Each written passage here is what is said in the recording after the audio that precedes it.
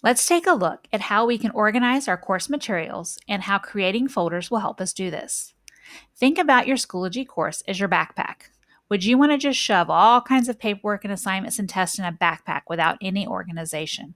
You're never going to be able to find anything. So now let's think about that Trapper Keeper that we used to have in school. The Trapper Keeper is full of folders, and we use these to organize our resources so we're able to find them in the future. So make a plan. How are you going to set things up? Are you going to do it by day of the week? Are you going to do it by topic, by assignment type? You have to think about what makes sense for your course and your students and how they'll be able to find the things they need to find. You're also able to use colors and images that'll help as well.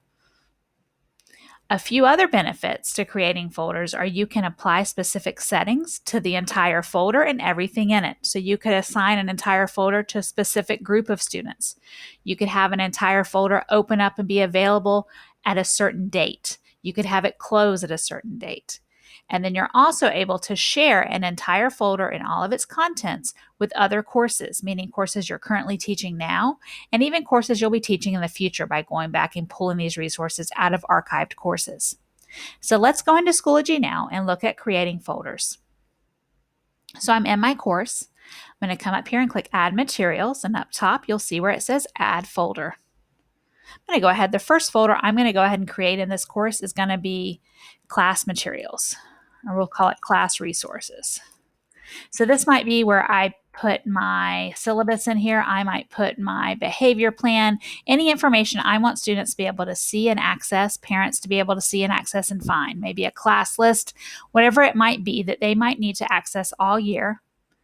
You could set an availability date. I don't really need to with this one. This is going to be available all the time. And it can be published. So it can be unpublished. So if I was working on something and building a unit coming up and I didn't want the students to see it till I was done, I'd leave it unpublished. I can then publish it on a start date. So if I'm making it and I'm finished, I'm working way ahead and I want that folder to be available 3 weeks from now, I can do that. Or I can also have it open and closed during a specific date range. And then this will apply to everything inside the folder as well. So right now I'm going to go ahead, and you can also add a description. So information and resources for our classroom. Might be our policies and procedures. You can add that. You can see you also have all the different options here that you have available when we're creating all of our other resources. So I'll go ahead and create that. So now I'm going to go ahead and add another folder. This time we're going to do all about sharks. And I'm going to have this folder be blue. And then I'm going to come over here. I can do this, a unit all about sharks. Again, this could be Monday, Tuesday, homework, however you have it set up. You can even insert an image if you have that. We'll go over some more of these things, but you can put your information there. I'm going to go ahead and publish this. So I'm not going to have it ready until, let's say I want this one to be available on August 24th. So I have it published on that start date. So I'm going to go ahead and click Create. You're going to kind of notice now how this one's grayed out. That means I can work in that. I see it as a teacher. My students are not going to see it yet. And this folder is available for anyone to work in and can see while I'm working on it. Now, once you have your folders created, you can do one of two things. You could either open the folder and then go ahead and add your materials and resources, and it'll be in that folder that you opened. You could also move things once you've done it. So I'm going to go add materials. I'm just going to add a page, a sample page quickly. We will do class policies and procedures,